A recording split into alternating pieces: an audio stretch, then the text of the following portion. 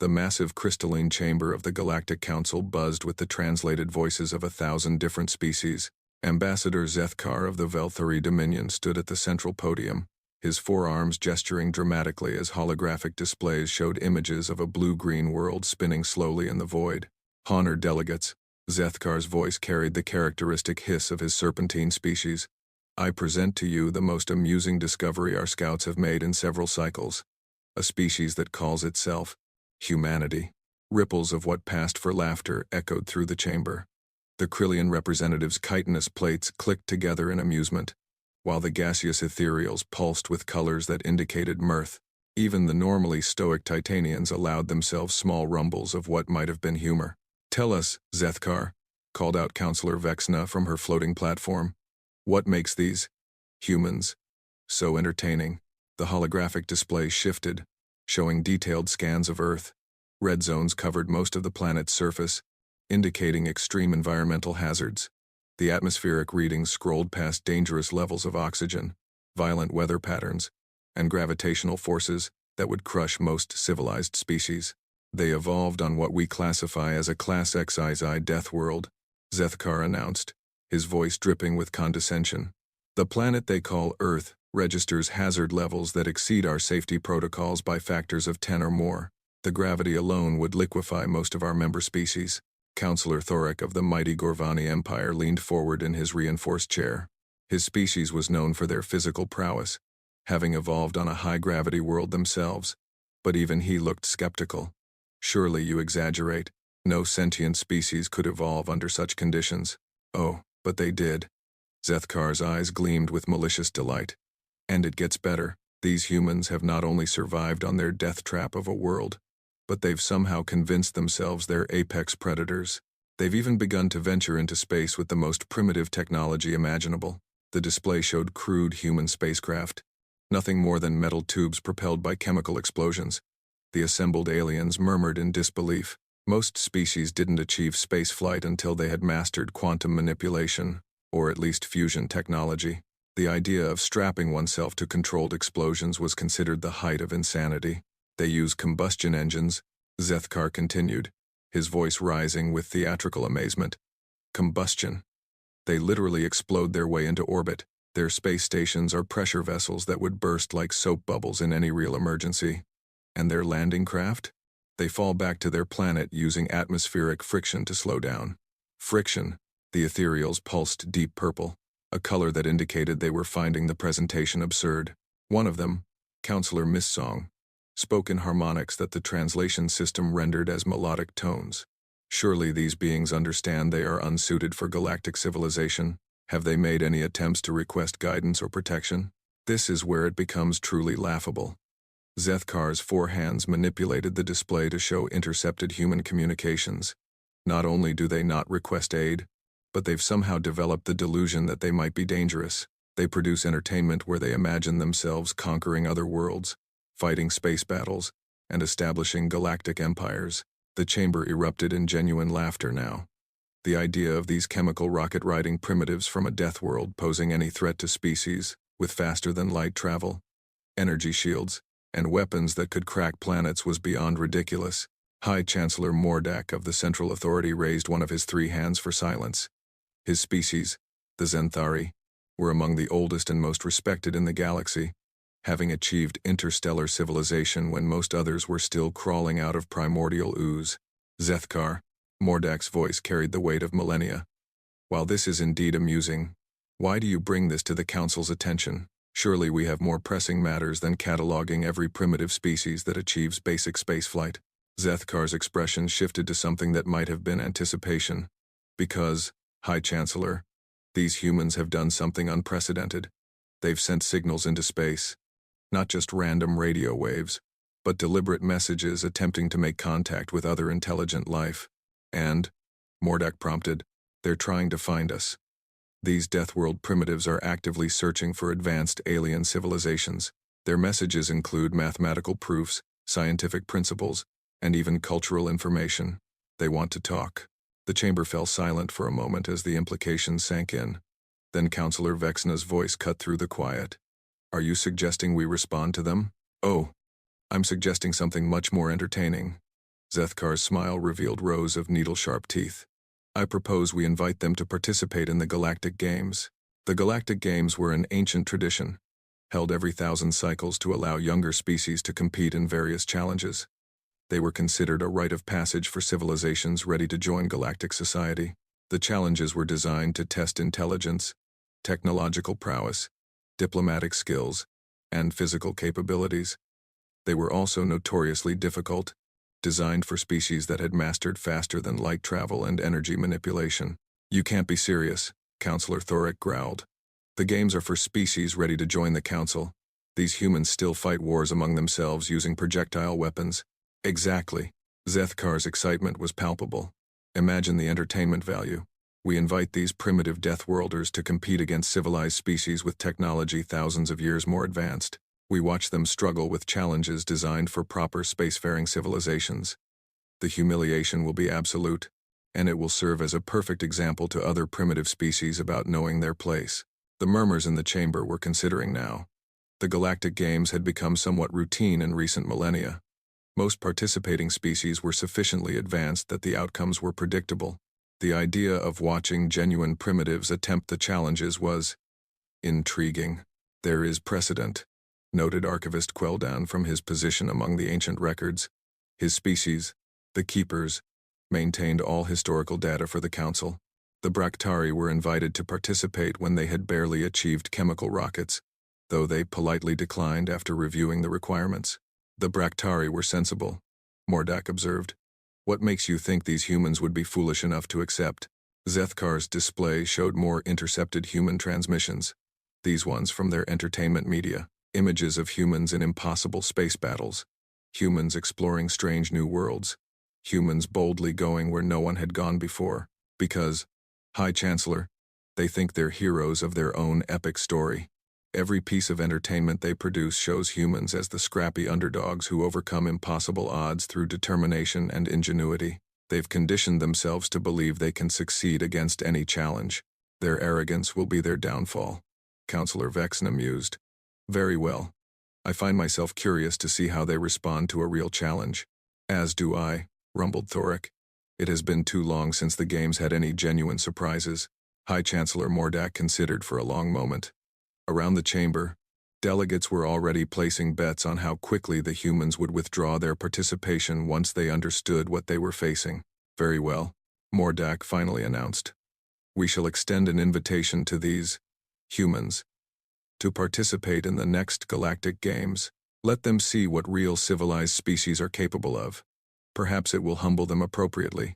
Oh, it will definitely humble them, Zethkar agreed, already planning the various ways this would go wrong for humanity.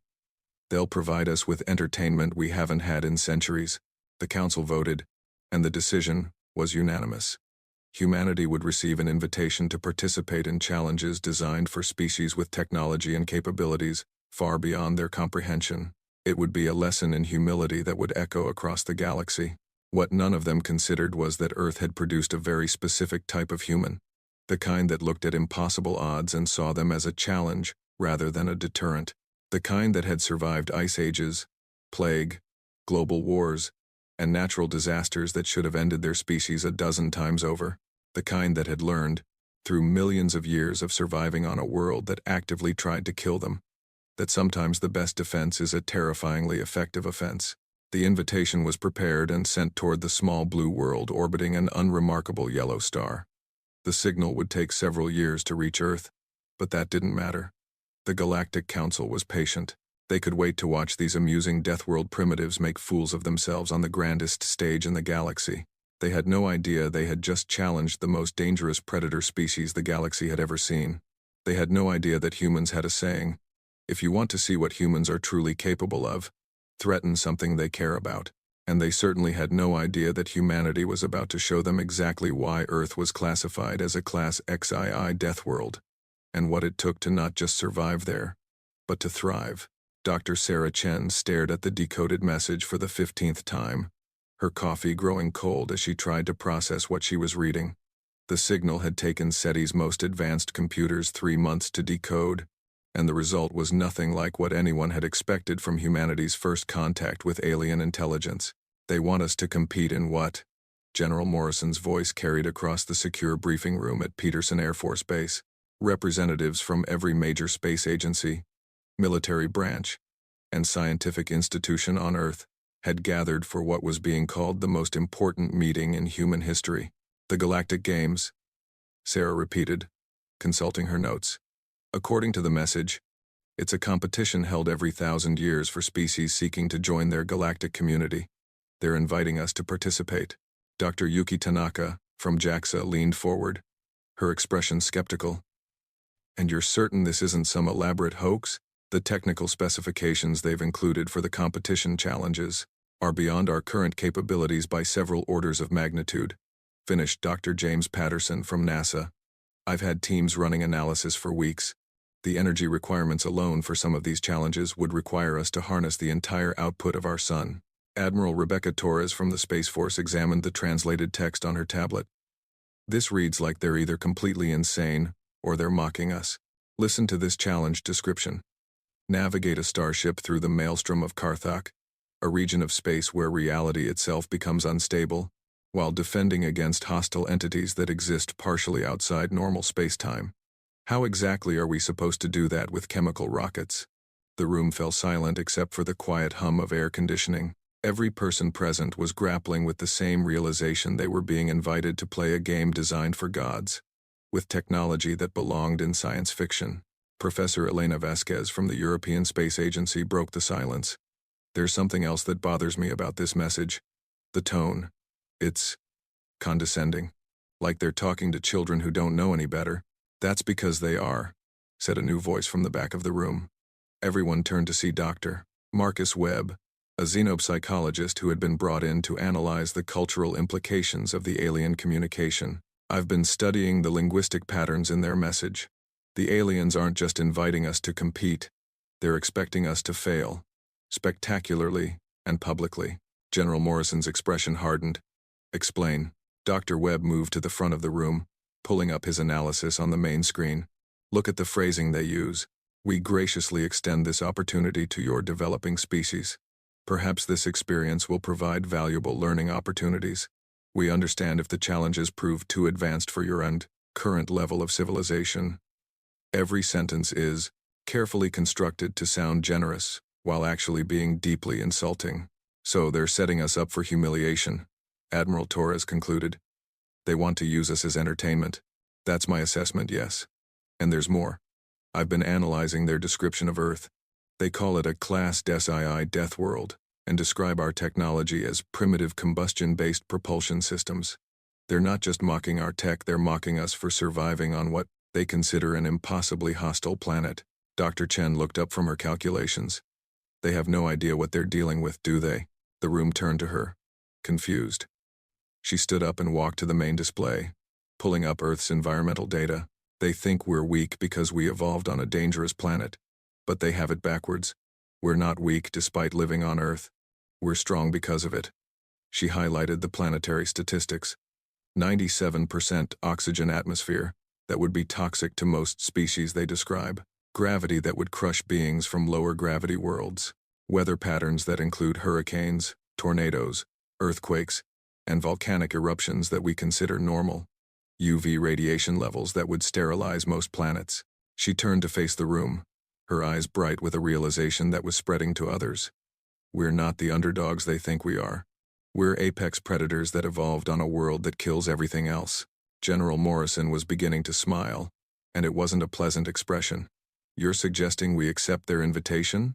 I'm suggesting we show them exactly what humans are capable of when we're properly motivated, Dr. Chen replied. And right now I'm feeling very motivated. Doctor, Patterson pulled up technical specifications on his tablet. But the challenge is, Sarah, look at these requirements. Faster than light travel, energy manipulation, weapons that can crack moons. We don't have any of that. No, Admiral Torres said slowly. But we have something they don't expect. We have humans. The mood in the room was shifting from bewilderment to something much more dangerous. These were people who had spent their careers pushing the boundaries of human achievement, and they were realizing they had just been challenged by beings who thought humans couldn't push back. Dr. Webb pulled up another section of the alien message. There's something else. They mentioned that the games test 4 areas: technological prowess, intellectual capability, diplomatic skills, and physical challenges. They're clearly expecting us to fail in all categories. What do the physical challenges involve? Asked Colonel Sandra Hayes from Army Special Operations. Combat scenarios, survival challenges, and something called Deathworld navigation, where participants must survive on hostile planets while completing objectives. The silence that followed was different from before. Where there had been uncertainty, now there was a cold, calculating quiet. Colonel Hayes spoke first. General, I'd like to volunteer my teams for the physical challenges. Which teams? Morrison asked, though he suspected he already knew. Delta Force, DevGru, SAS, Spetsnaz, JTF-2, GIGN, GSG-9, every Tier 1 Special Operations unit on the planet. If these aliens want to see what humans can do when we're fighting for survival, let's show them what our best warriors look like when they're properly motivated. Dr. Tanaka was frantically calculating on her tablet. The technological challenges. We can't build what they're asking for with current technology, but maybe we don't need to. Maybe we can find different solutions to the same problems. Explain, Dr. Patterson prompted. They assume we'll try to meet their specifications exactly. But what if we approach the challenges differently? What if instead of trying to build their version of advanced technology, we focus on making our technology work in ways they don't expect? Professor Vasquez nodded slowly. Asymmetric thinking. They're expecting us to play by their rules, using their methods. But humans have always excelled at finding unconventional solutions to impossible problems. The diplomatic challenges might actually work in our favor. Dr. Webb added. They're expecting primitives who don't understand galactic politics, but they're also clearly arrogant and dismissive. Diplomatic humility might catch them completely off guard. General Morrison stood up, and the room fell silent. Before we go any further, I need to know, are we seriously considering accepting this invitation? Sir, Admiral Torres replied. They've made this personal. They're not just challenging our technology or our intelligence. They're insulting our entire species and expecting us to back down like frightened children. That doesn't sit well with me. With respect, General, Colonel Hayes added, my people have spent their entire careers preparing for impossible missions. This is just another Tuesday for them, except with higher stakes and more interesting opponents. Dr. Chen pulled up the complete challenge list. There are 12 major challenges spread across 6 months of competition. We'd need to field teams for each one, and we'd be competing against civilizations that have had faster-than-light travel for thousands of years, so we'd be outmatched in every category. Dr. Patterson summarized. On paper, Dr. Webb corrected. But we have advantages they don't know about. We come from a world they consider uninhabitable. We've survived ice ages, supervolcanic eruptions, asteroid impacts, and global wars. Our entire history is about overcoming impossible odds. And, Colonel Hayes added with a grin that would have worried anyone who knew her reputation, we really don't like being told we can't do something. General Morrison looked around the room at some of the brightest minds and most capable individuals humanity had produced. He could see the shift happening in real time. What had started as bewilderment at an impossible challenge was transforming into the kind of cold, determined fury that had carried humans through every existential crisis in their history. Dr. Chen, he said finally, draft our response to the Galactic Council. Tell them humanity accepts their invitation to participate in the Galactic Games. What tone should I use? Sir? Morrison's smile was the kind that had historically preceded very bad days for America's enemies.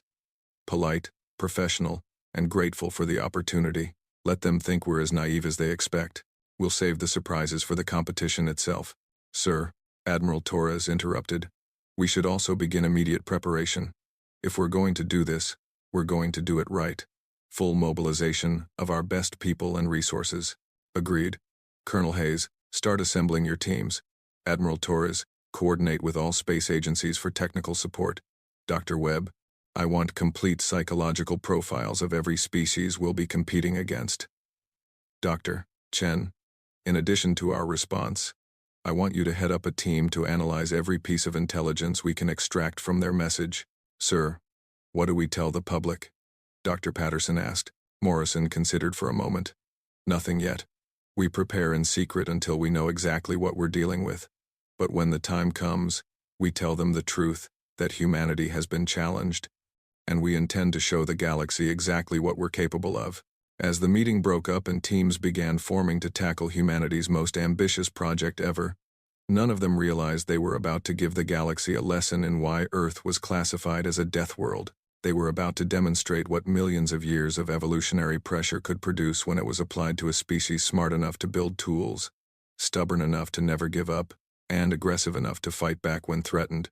The Galactic Council had invited humanity to play their game, expecting to watch primitive Deathworlders embarrass themselves on a cosmic stage. Instead, they were about to discover why there was a reason humans had survived on the most dangerous planet in their local stellar neighborhood, and why that survival had produced something the galaxy had never seen before.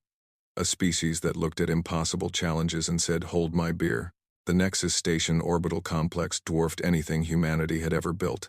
Stretching for hundreds of kilometers in every direction, it housed representatives from over 1,000 different species and served as the neutral ground for the Galactic Games. Ambassador Zethkar stood on the observation deck of the Central Command Spire, watching as primitive human vessels approached through the designated shipping lanes. "They actually came," Counselor Vexna observed, her tone mixing amusement with genuine surprise. "I confess I thought they would decline once they received the technical specifications." "Oh, they're here," Zethkar agreed, studying the approaching human fleet. "Though I must admit, their ships are even more primitive than I expected. Look at those crude chemical propulsion systems. They're barely maintaining formation." What he was observing were 12 modified spacecraft, each one a marvel of human engineering that had been built in secret over the past 18 months. They looked primitive because they were designed to look primitive. The hulls were deliberately crude. The engine signatures were intentionally inefficient, and every external system screamed, "Dangerous amateurs who don't know what they're doing." Inside the lead vessel, Colonel Sandra Hayes reviewed her mission parameters one final time. Around her, 47 of the most lethal special operations soldiers in human history checked their equipment and ran through contingency plans. They weren't just representing Earth in the physical challenges. They were representing every human who had ever been underestimated. "Echo Team, sound off," Hayes commanded quietly. "Delta Force Alpha Squad, ready," came the voice of Master Sergeant Tom Mitchell, a man who had spent 15 years fighting in places that didn't officially exist. "DevGru Bravo, ready," replied Lieutenant Commander Sarah Walsh, whose previous mission had involved infiltrating a terrorist compound in conditions that would have killed most people. "SAS Charlie ready," announced Captain James Morrison, whose grandfather had been a Falklands veteran and whose father had served in Afghanistan. The roll call continued through the most elite military units from 12 different nations: Russian Spetsnaz, German GSG-9, French GIGN, Canadian JTF-2, Israeli Sayeret Matkal, Japanese Special Forces Group, and others. Each team had been selected not just for their combat skills, but for their ability to adapt, improvise, and overcome impossible odds. They had spent the past 18 months training in conditions designed to simulate alien environments. They had learned to fight in zero gravity, in toxic atmospheres, in gravitational fields that would crush normal humans, and against opponents whose capabilities they could only guess at. More importantly, they had been briefed on exactly what this competition represented. This wasn't just about winning games. This was about showing an arrogant galaxy what humans were really capable of when they were properly motivated. In the second ship, Dr. Sarah Chen led a team of scientists and engineers who had spent the same 18 months developing solutions to challenges that shouldn't have been possible with human technology. They had approached every problem with the kind of lateral thinking that had allowed humans to split atoms, travel to other worlds, and build global communication networks with technology that aliens considered primitive. They had learned to think like humans, not like aliens trying to copy alien technology. The third ship carried the diplomatic team, led by Dr. Marcus Webb and Ambassador Patricia Reynolds, a woman who had spent her career negotiating with world leaders who thought Americans were trigger-happy cowboys. She was about to show the galaxy what happened when those cowboys were backed into a corner. As the human fleet approached the docking bays, alien observers throughout the station gathered to watch the arrival of the galaxy's newest comedy act. Betting pools had been established on how quickly the humans would withdraw from each challenge. The most optimistic odds gave them 6 hours before they quit in tears. "Look at them," Counselor Thorek rumbled to his aide, watching the human ships through the observation ports. "They move like they've never seen proper spacefaring technology. This will be over before it begins. He was wrong about that. The humans moved carefully because they were professionals assessing a new environment. They flew in formation because that's what military units did when operating in potentially hostile territory. And they maintained communication silence because they had learned, over centuries of warfare, never to give away information they didn't have to. The docking procedure took longer than usual because the human ships required special atmospheric adapters. This convinced the observers that the humans couldn't even handle basic life support without assistance. In reality, the delay was caused by the human teams running final equipment checks and ensuring their recording equipment was functioning properly. They planned to document everything that happened in these games. Win or lose, humanity was going to learn from this experience. When the human delegation finally disembarked, they drew immediate attention. Not because they looked impressive. They had deliberately chosen to dress simply and carry only basic equipment. The attention came because they moved like soldiers. Colonel Hayes led her team through the station corridors with the kind of situational awareness that made veteran warriors. Her people spread out in a formation that looked casual but provided overlapping fields of observation and fire. They noted exit routes, potential cover positions, and anything that might be used as a weapon. To the alien observers, it looked like the humans were tourists gawking at advanced technology. In reality, they were conducting a professional assessment of their operational environment. "Welcome to Nexus Station," Ambassador Zethkar greeted them at the central reception area. "I am honored to meet the representatives of Earth's developing civilization." Ambassador Reynolds stepped forward with a smile that didn't reach her eyes. "Ambassador Zethkar, thank you for this incredible opportunity. Humanity is grateful for the chance to learn from such advanced civilizations." Her tone was perfect diplomatic humility. Exactly what Zethkar expected from primitives who were out of their depth. He had no way of knowing that Reynolds was a woman who had once spent 6 hours negotiating the release of hostages while secretly coordinating a simultaneous special operations assault on the terrorist compound. She knew exactly how to sound harmless while preparing to be anything but. "Of course," Zethkar replied condescendingly. "We understand that many of these challenges may be beyond your current capabilities. There is no shame in withdrawing from any competition that proves too difficult." "That's very considerate," Reynolds replied. "Though I think you'll find humans are surprisingly adaptable when we need to be." The formal ceremonies took 3 hours. Human representatives were introduced to dozens of alien dignitaries, each one politely expressing their amazement that such a primitive species had managed to reach the station at all. The humans smiled, nodded, and said all the right things while carefully cataloging everything they observed.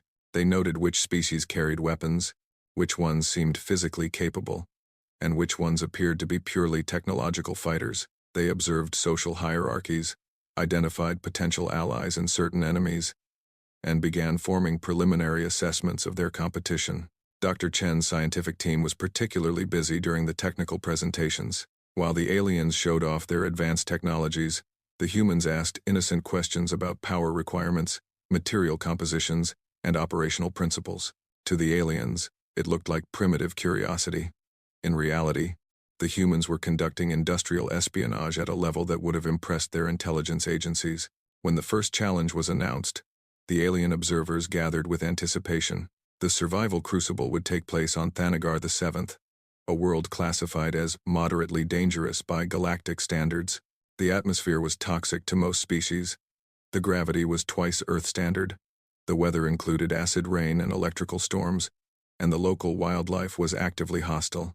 Participants would be dropped on the surface with basic survival gear and required to reach a series of checkpoints while being hunted by both environmental hazards and creatures that the galactic database classified as extremely lethal. "Surely the humans will withdraw from this challenge," Counselor Vexna whispered to her aide. "Their species evolved on a Class SII Deathworld, but this is only a Class 7 environment." She was about to learn something important about the classification system. Earth wasn't Class XII because it was more dangerous than other worlds. It was Class XII because it was so dangerous that most galactic civilizations couldn't imagine anything surviving there, let alone thriving. Humans had been born and raised in conditions worse than anything the galaxy could throw at them. Colonel Hayes reviewed the challenge parameters with her team leaders. "Standard hostile environment operation," she concluded. "The gravity's lighter than our training ground.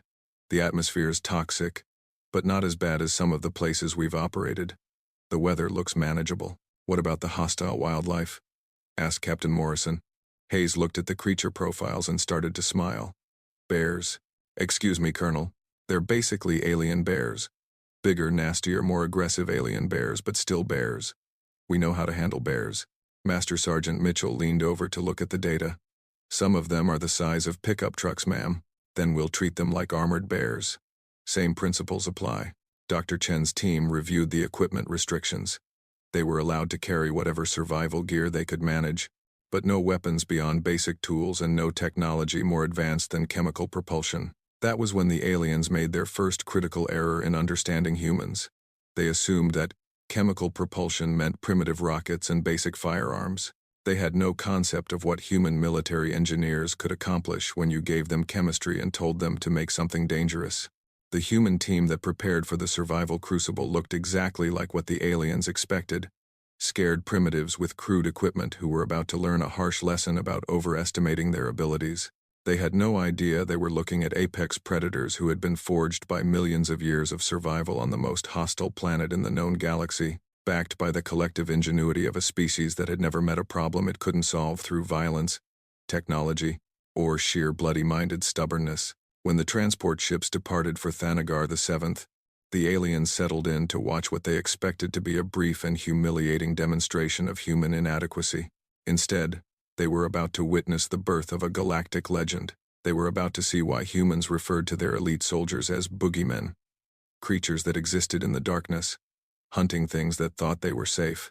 They were about to learn why Earth was a death world, and what kind of monsters a death world could produce when it was threatened. The games were about to begin, and humanity was about to remind the galaxy of an important lesson. Never challenge a species that evolved by surviving on a world that kills everything else, especially not when that species had spent the last several millennia getting really, really good at killing things that threatened them. The alien observers expected entertainment. They were about to get an education instead.